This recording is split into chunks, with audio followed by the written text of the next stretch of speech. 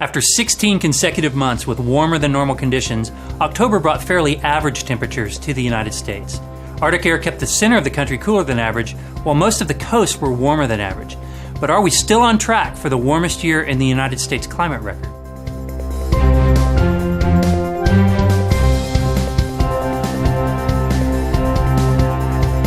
We've heard a lot about the record-setting heat in the contiguous United States during 2012.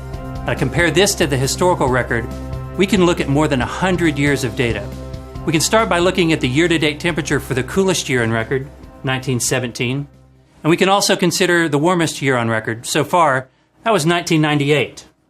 And we have 115 more years to add to this graph as well.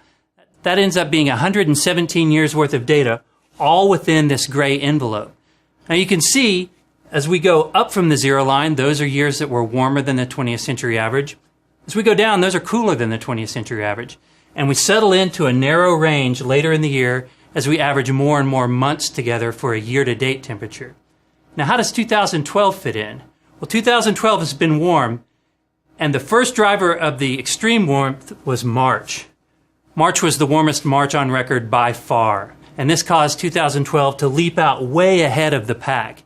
We had the warmest spring on record, the warmest July on record, the third warmest summer on record.